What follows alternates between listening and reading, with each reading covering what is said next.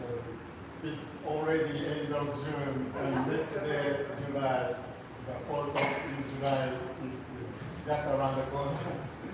Wow! And then, of course, it is Bondan season. And yesterday, I had a chance to go to Hoppa Hongan in Bondan. And I saw just a little bit, but I stayed until the end, and I came back around 10:30, and I really enjoyed, Bondan. So anyway, we'd like to start invocation.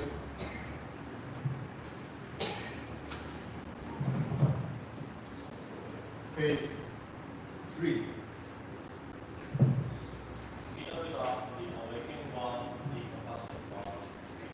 Guidance on this happy day. Let us from the numbness of routine and from obedience so toward the peaceful place of compassion and wisdom. Grant us the courage and abiding consciousness to work together harmoniously in our temple and our community. Help us to always remember that life is one and therefore that all living things coexist and are interconnected, and that the infinite light of compassion shines upon the hearts of everyone. None other. Thank you. Page 5. Vandana Adhikara.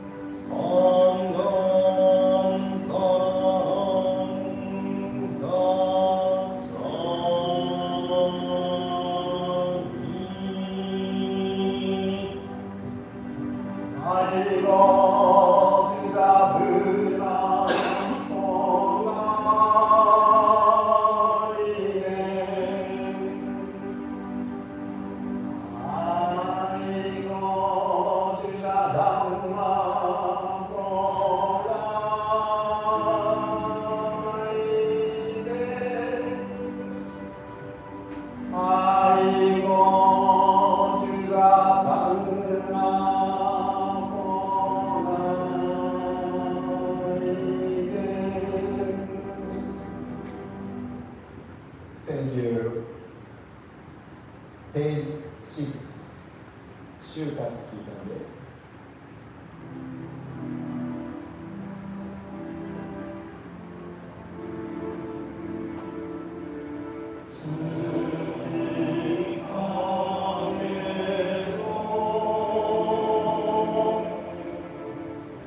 Oh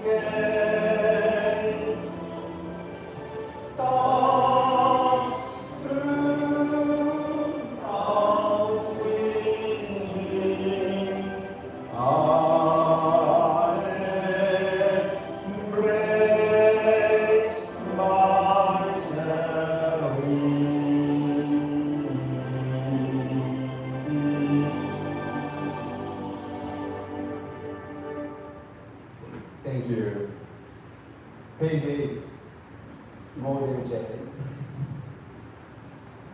Meaning together. I am a link in Amida Buddha's golden chain of life that stretches around the world. I must keep my link bright and strong. I will try to be kind and gentle to every living thing and protect all who are weaker than myself. I will try to sing pure and beautiful songs, to say pure and beautiful words, and to do pure and beautiful deeds, knowing that what I do now reflects my happiness or misery. May every link in Amida Buddha's golden chain of life become bright and strong, and may we all attain perfect peace. Namu Amida. Page 9, Eightfold Path. The Buddha teaches us that we may become pure and holy by following the rules he laid down for us. Let us repeat them and also remember at all times what they mean. First, right understanding. Let us learn and try to understand the truth. Second, right purpose. Let us try always to do what is right. Third, right speech. Let us be truthful and kind for all is sake. Fourth, right conduct. Let us try to behave ourselves at all times. Fifth, right livelihood. Let us earn our living in a way which will not harm anyone. Sixth, right endeavor. Let us constantly try to become better. Seventh, right soul. Let us cherish our souls because our words and our actions arise from our thoughts. Eighth, right meditation. Let us sing often over and repeat the sacred name, Namu Amida. May the sacred presence of Amida, who said he would abide in his teaching be our guide.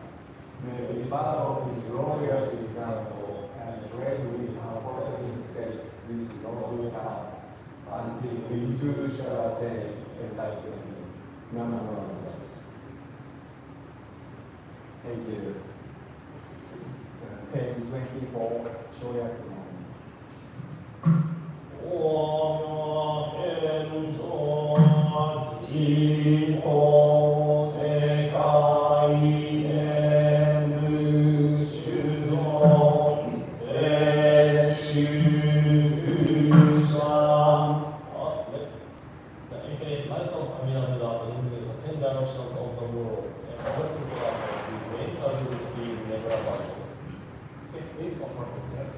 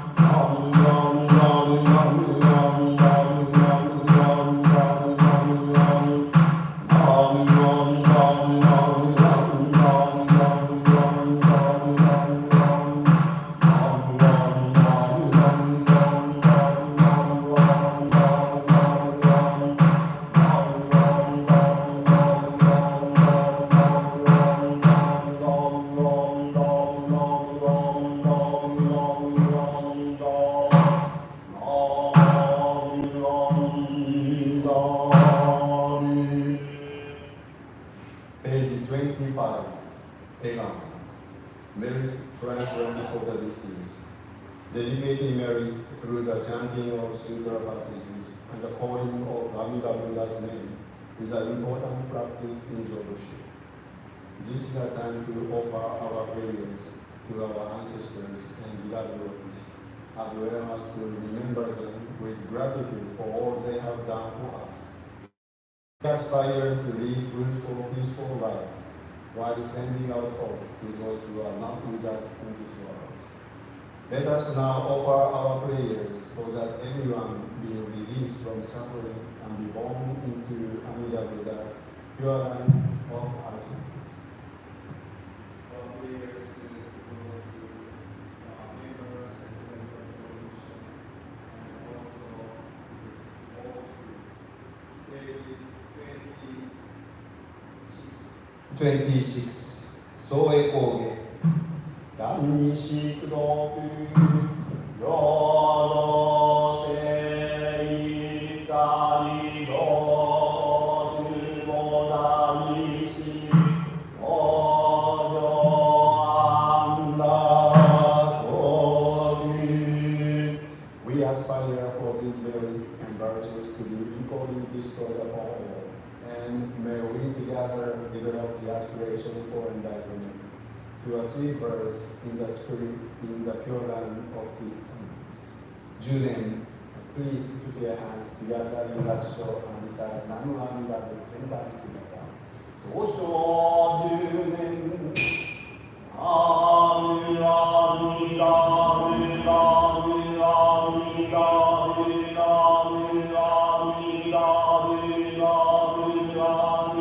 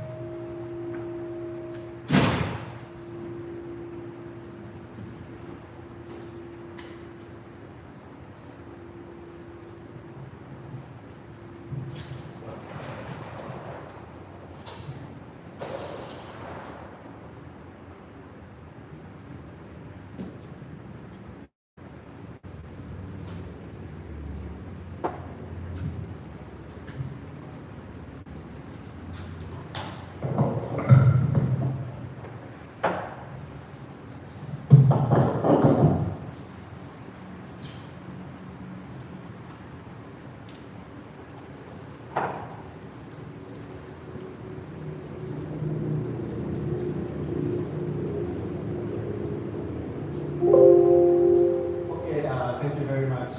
As you know, this year is a very special for all Jodoshu and Jodoshu temples and Jodoshu members because we are celebrating 850th anniversary of the founding of Jodoshu. And there are actually three important events of all the temples.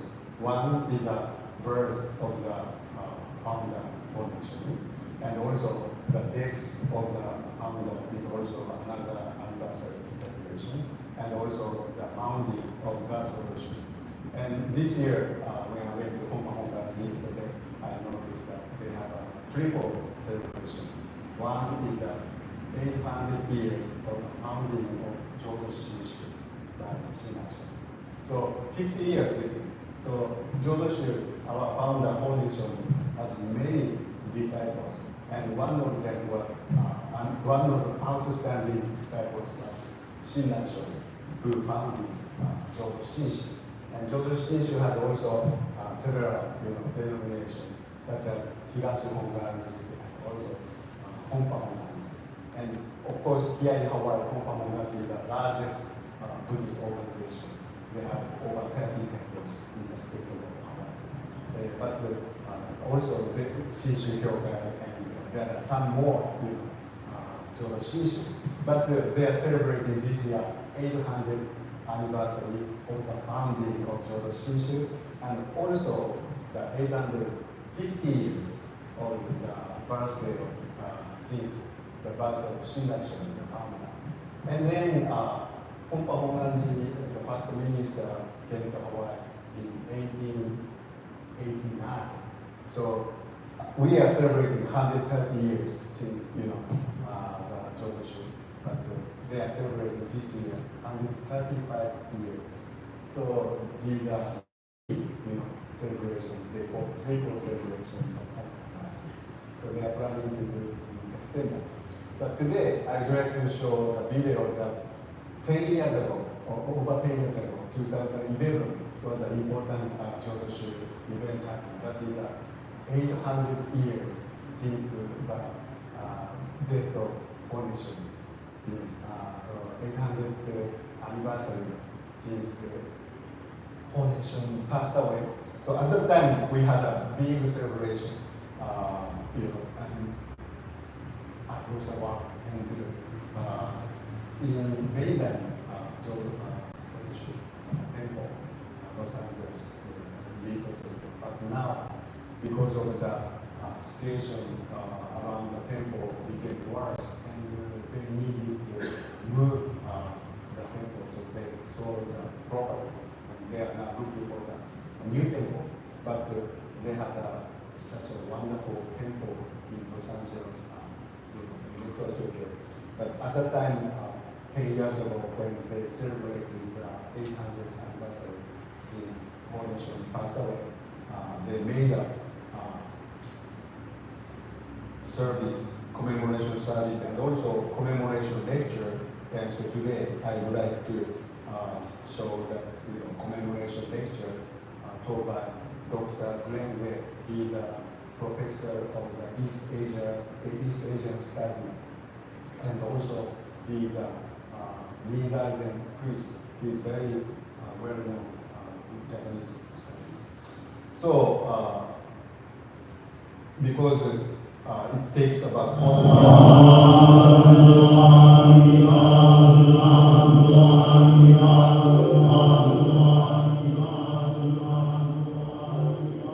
So this DVD is sold at Jodo North America. And today I would like to introduce the first part of the lecture. And next week we continue the lecture.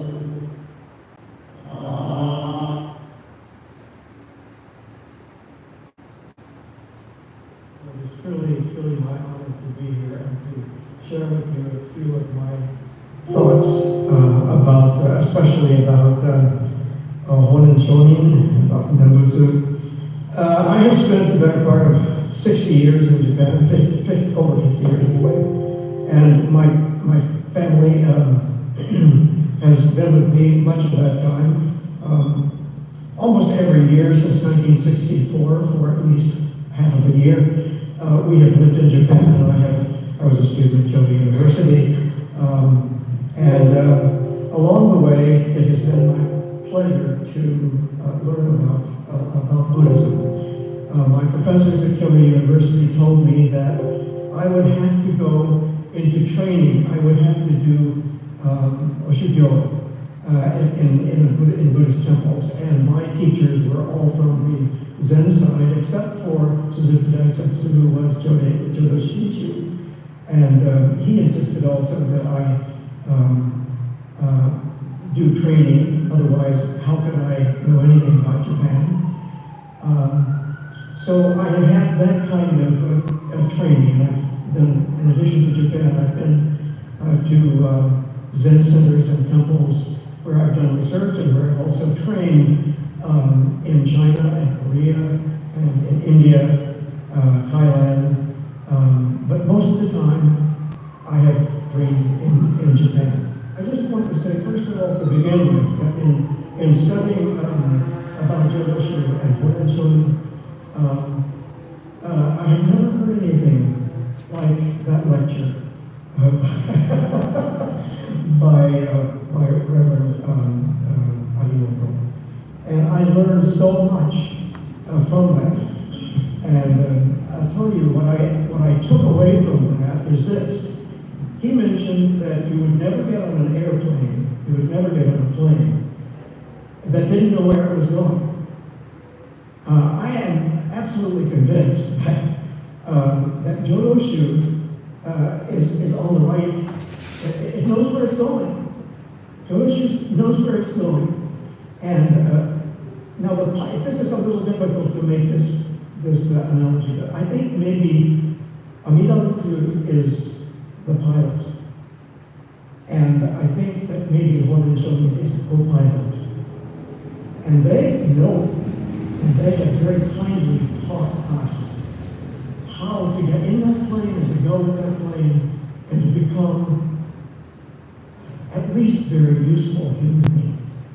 Let me now say a few words about Honen Shonin, who, as you know, lived from 1133 to 1212. Americans can hardly think that far back in history. But he was the first great exponent of the practice that is known in Japan as Nembutsu.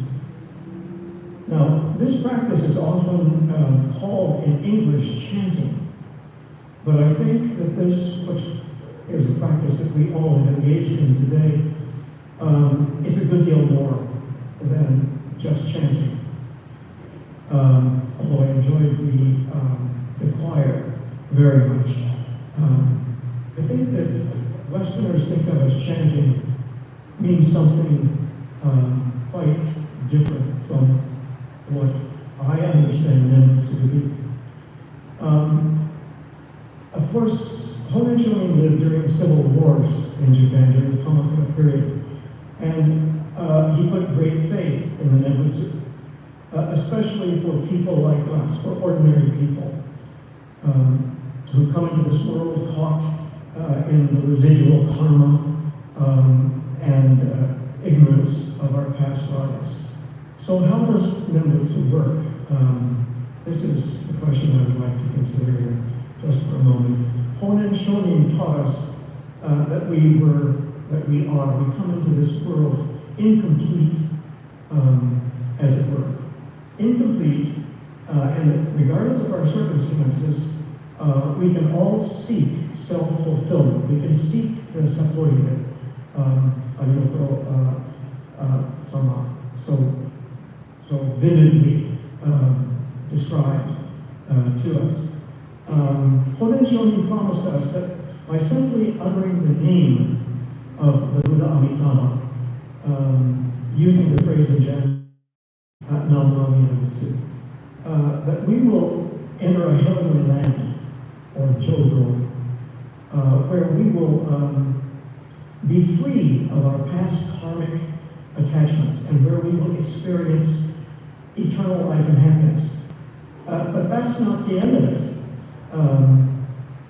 In that state, we will attain, without our karmic attachments, we will attain more and more spiritual advancement and development so that we can become a bodhisattva. We can become like a bodhisattva. We can become like all the Buddhas. This, according to Honen Shonin, is the hope that Nembutsu promises us. As we heard earlier on in our celebration today, there is a passage from Honen Shonin's writings that we need to remember. He said this, and I quote in English, it's my translation, not Atone Sensei's, but this is the way I would translate this and the way I understand it. I think Honen Shonin said that if one believes that by a single utterance of the Nembutsu phrase, we will gain the merit equivalent to birth in the Pure Land. And if we recite Nembutsu for life, such faith and such practice is in perfect accord with the teaching of all Buddhas, but especially Amida Buddha, who promised that to us. Now this is incredibly good news. I've trained in virtually every denomination of Japan. This is not possible for a Japanese person to do, you realize that. But as a non-Japanese person, I've been welcomed into all of the denominations of Buddhism to do my research I know this is through my training. Now I can tell you from experience that most human beings, including myself, will never be able to endure the austerities of rigorous meditation that might lead us to rebirth in a non-conditioned state of existence that we speak of as enlightenment or self-fulfillment. It's just too hard. But we learn in Honen Shonin's teachings that such a rebirth is possible for all of us who intone the phrase non-movement. We do not have to fear death. This is the great revelation of Honen Shonin. Again, to quote him in my English translation is, I will do it this way. In life, we should accumulate the merit of Menbutsu, the merit of Menbutsu, so that when death comes, we will be welcomed by Amida Buddha into the Pure Land. And in essence, if we recite Menbutsu, we should then rest assured that no matter what happens, there is no need for anxiety in this life, because we are free forever from fear of birth or of death. End of the quote. Now, if we truly believe, is my take on this, if we truly believe that birth in the Pure Land is possible through the recitation of Menbutsu, then we can simply spend this life peacefully and usefully without anxiety about this life or the life to come. Pure Land teachings have played a major role in Japanese history for centuries in cultivating what I think comes from Menbutsu, and that is humility. Humility in human hearts. Honen Shonin was a very modest man. In his day, he was considered the most knowledgeable of men who had reached the highest levels of spiritual insight or samadhi through the recitation of Menbutsu. Even so, he claimed always that he was just an ordinary person.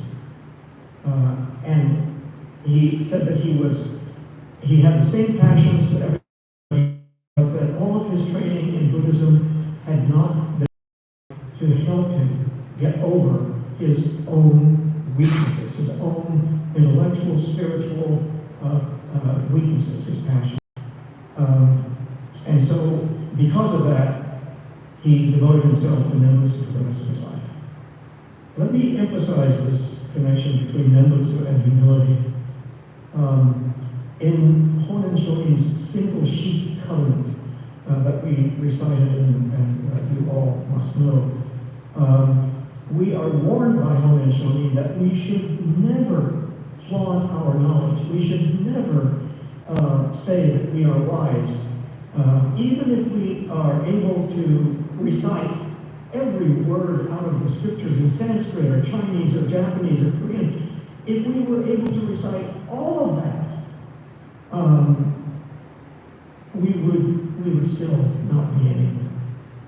That we have to understand that we must be humble and give our weaknesses to a power, to this Muyo or this Amida that is spoken of in scriptures. This spirit of humility is, I think, the very crux of Menbutsu practice. Self-examination and the public expression of a humble heart with your hands together in God.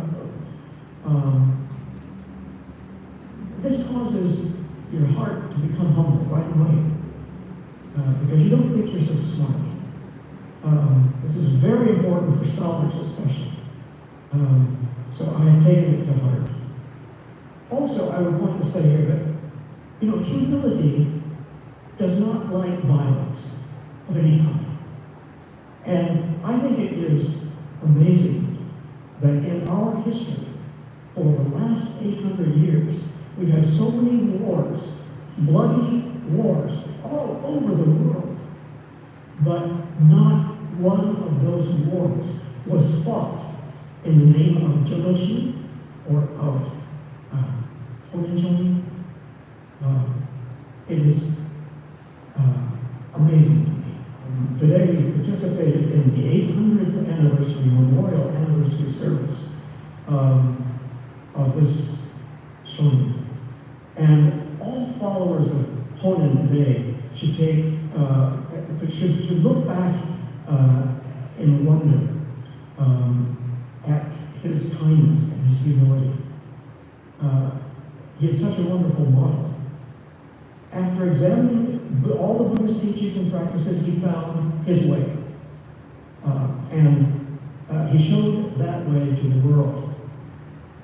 He taught everybody, including us, about the practice of Nembutsu. And in that stroke of gentleness and kindness and humility, he rescued us from our own self-delusions. In addition to humility, I think Nembutsu brings out kindness in our hearts. And in expressing our gratitude to Honin Shonin for teaching us about humility, we should also remember his motivation. His motivation for doing that was his kindness, his kind heart. And we should develop just a little bit of that kindness in our hearts ourselves. As we humbly intone the Nembutsu, we should not doubt that our efforts are going to be in vain. We should know that by intoning the Nembutsu, that brings a little bit of kindness to our hearts, to us, and it also brings kindness to the whole world. I think for Nembutsu practitioners, this above all is the purpose behind today's 800th anniversary memorial service. And I must say that you are very kind to stick around and listen to my own reflections on the subject. I appreciate it very much. Thank you. I want to go now into a couple of other areas. I want to talk a little bit about Nembutsu and ancestor worship, or what is known in the Western world as ancestor worship.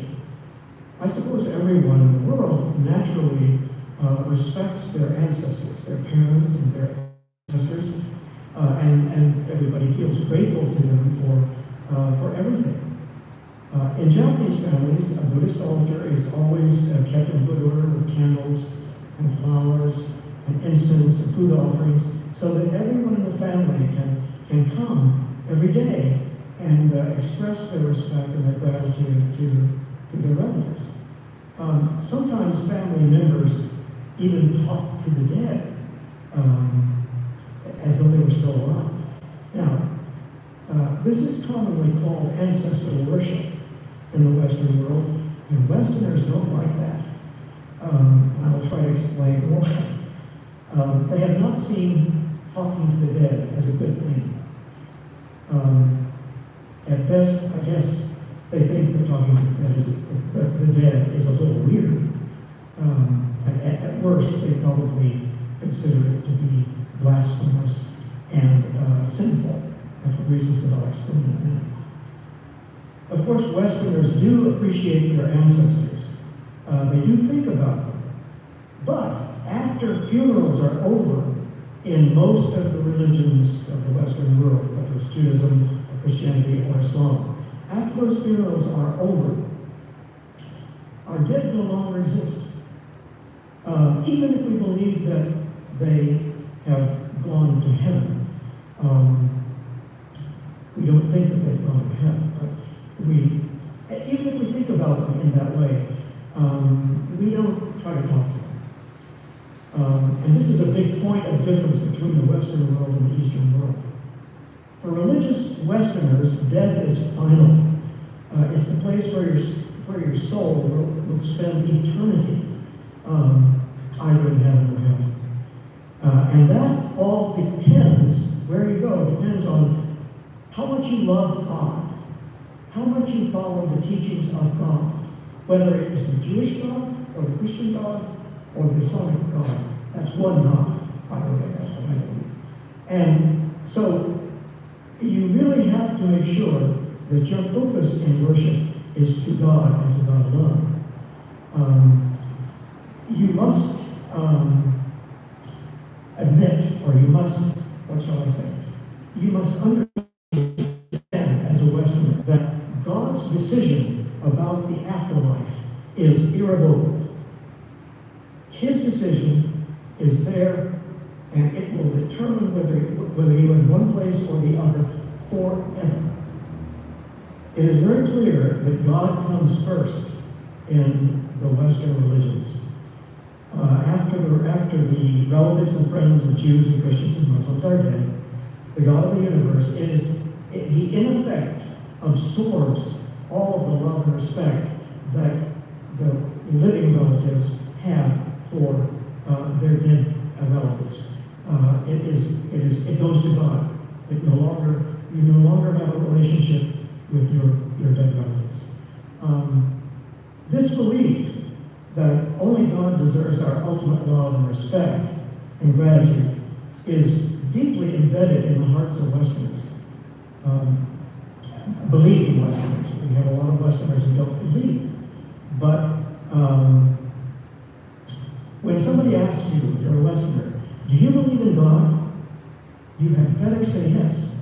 Because if you don't say yes, you are considered by most people in the Western world a very bad person. Right now, we are sitting in a Buddhist temple in the United States of America, where "in God we trust" is taken for granted. It's all our money. It's everywhere around us. It's even been put in the Christian prayer. Well, this is appropriate because in Jewish scripture and Christian scripture and also in Muslim scripture, there are two major commandments. The first one is to love God. The second one is to love your neighbor as yourself.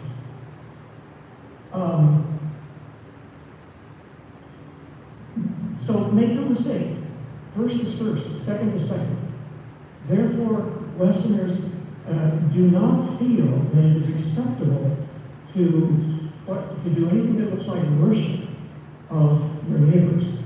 Love them, yes, but your real respect goes to God on everything. One of the Western religions, and I would say that also the religion of Buddhism and Hinduism as well. All of these religions are interested in what happens to us after we die. That's the whole point. Some 7 years ago, to give you a personal story, our firstborn son, Burke, died of a brain aneurysm. He was only 45 years old. And after he died, many of our Christian friends tried to console us by saying things like, well, God had better plans for him. Or, oh, well, Berkey is in a better place now. These friends mean well, but it didn't make us feel good. They interpret Christian scriptures to say that God is always in control, and that we have little to do with it. I mean, we do have freedom of choice and action, but we really are in God's hands, and therefore He has plans for us, including our death, even the death of our son, that we don't understand. This is very hard to take. And,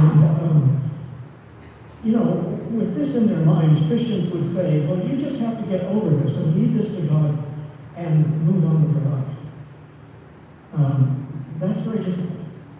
And I'll tell you what has really helped us a lot. I may get emotional here.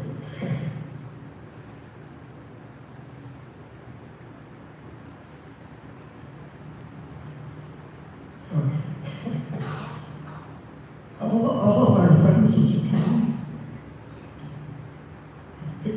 Burke on the altars.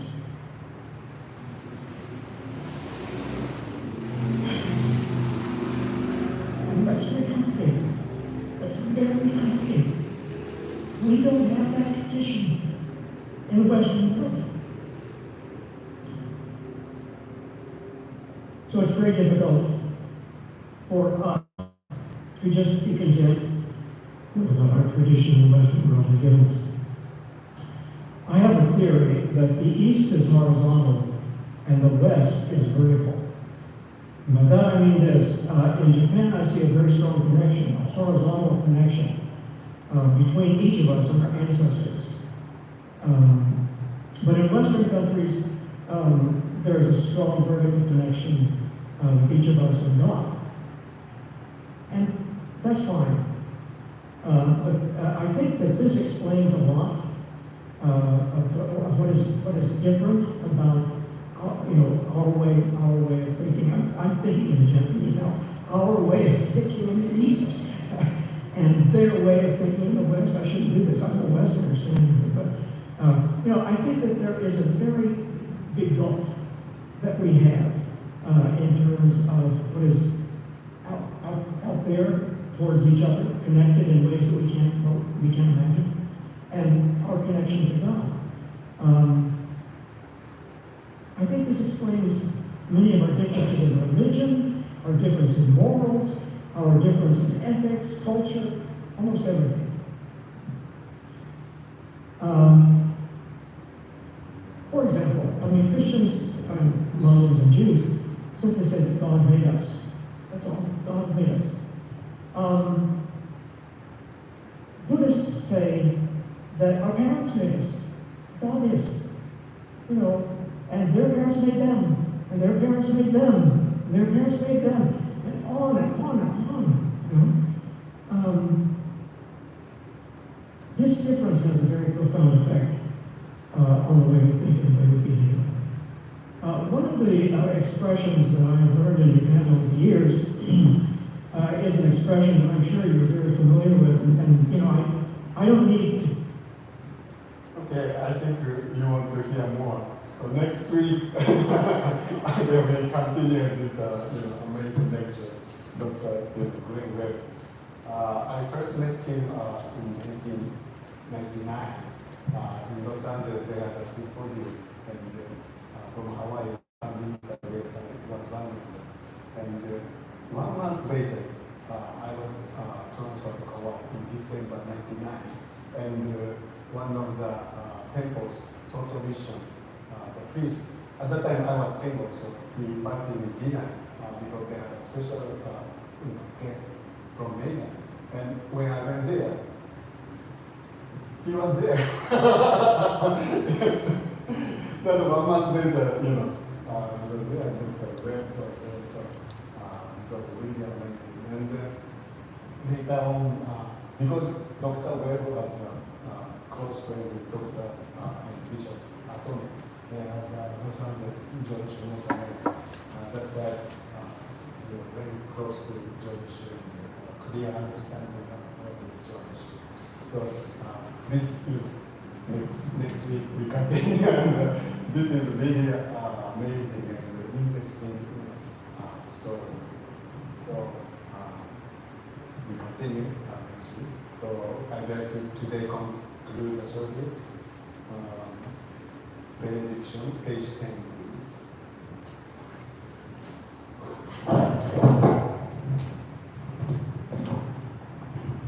Benediction. Amida Buddha surrounds all forms of life with infinite love and compassion. Particularly does he send forth loving thoughts to those in suffering and sorrow, to those in doubt and ignorance, to those who are striving after truth, and those whose feet are standing close to great chains called death. Amida Buddha sends forth oceans of wisdom, mercy, and love. Namu Amida.